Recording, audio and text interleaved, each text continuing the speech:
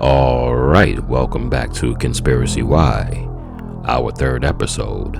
On today's episode, we'll take a look at the moon landing hoax and the untimely death of John F. Kennedy. We'll take a look, read some articles, and I'll give my opinion at the end. Let's go. In life, good things happen and bad things happen. But a certain group of people refuse to accept the findings of what happened. This is where the conspiracy is born. I'll be your host, Arthur Wells, through this journey of knowns and unknowns, information and misinformation of some of the world's most important solved and unsolved mysteries. Welcome to Conspiracy Y.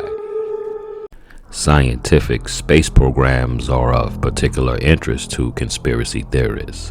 The most prolific theories allege that the U.S. moon landings were staged by NASA in a film studio, with some alleging the involvement of director Stanley Kubrick.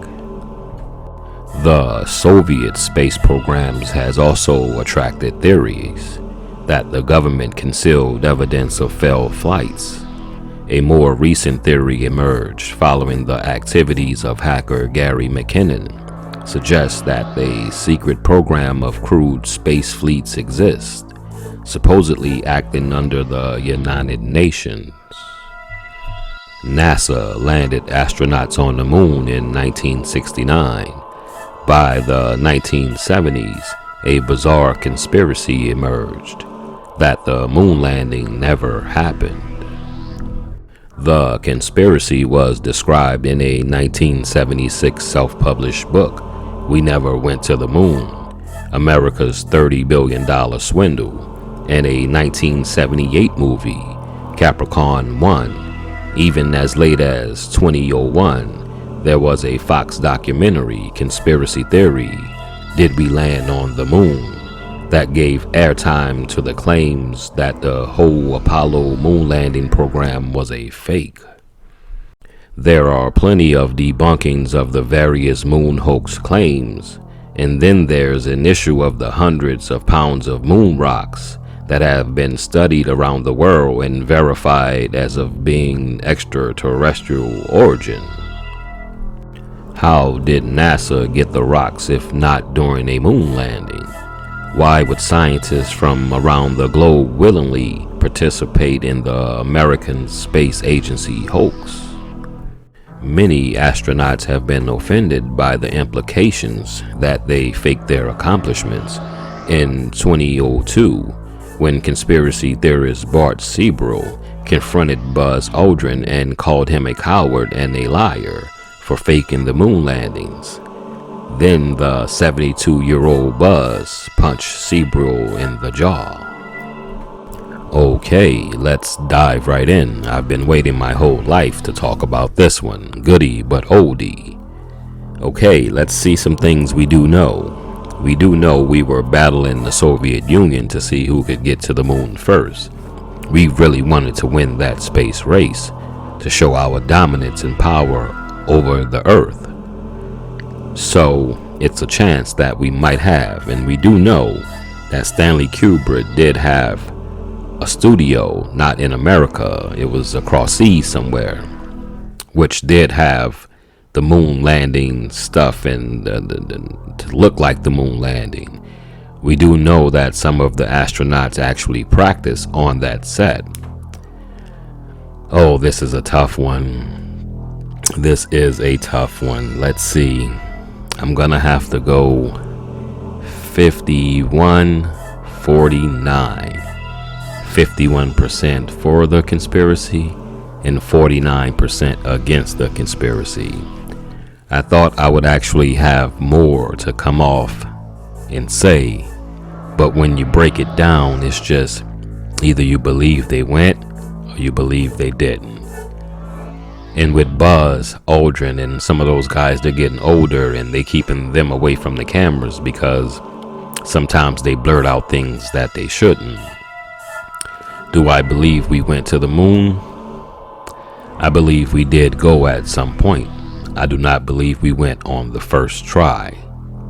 I think we covered the nation's eyes with that lie.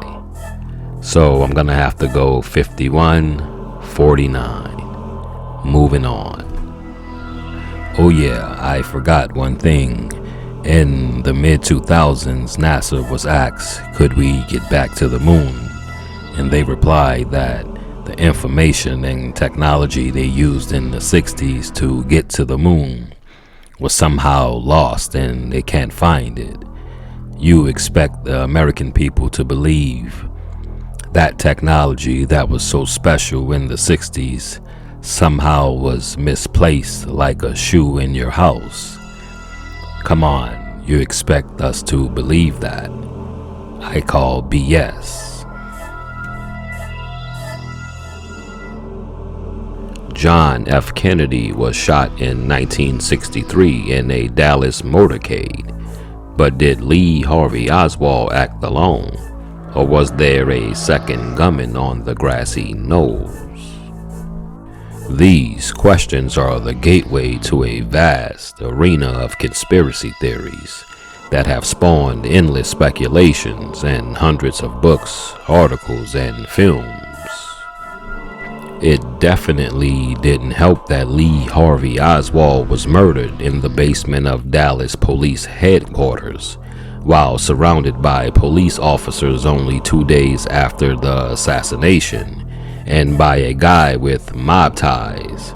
The whole thing stunk, people figured. Plenty of shadowy culprits have been suggested as the mastermind of Kennedy's assassination.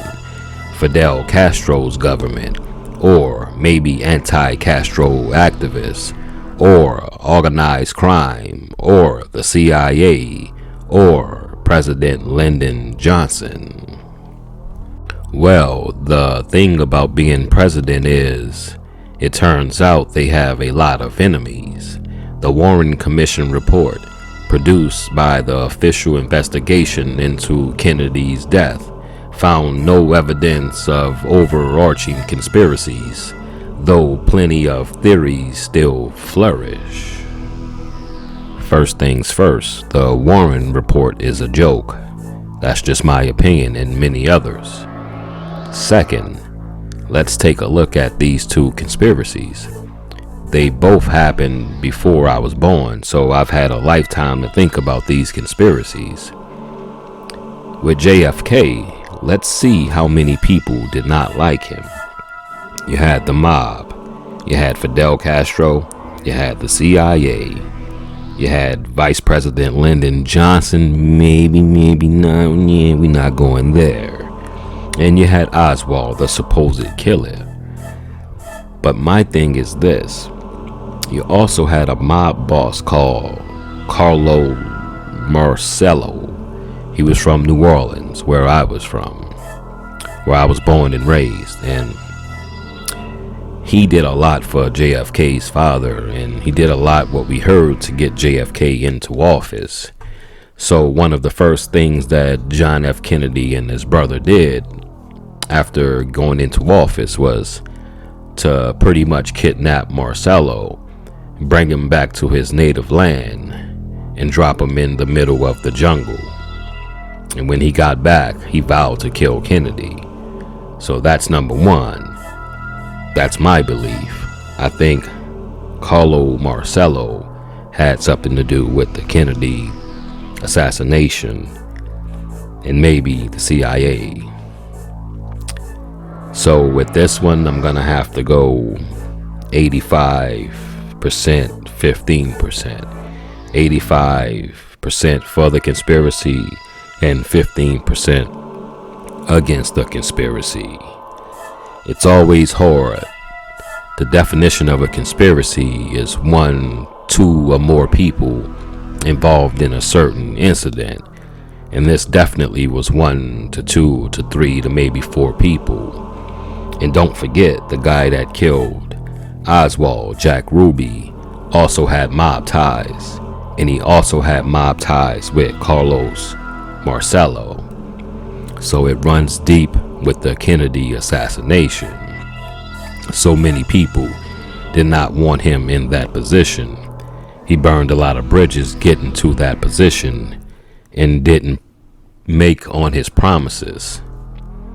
So with that being said, I'll go 85-15. 85% for the conspiracy and 15% against the conspiracy. And remember, you have to choose a percentage from the opposite side, because in fact, you might be wrong. Thanks for watching episode 3. I've been your host, Arthur Wells. Don't forget to like, share, and subscribe.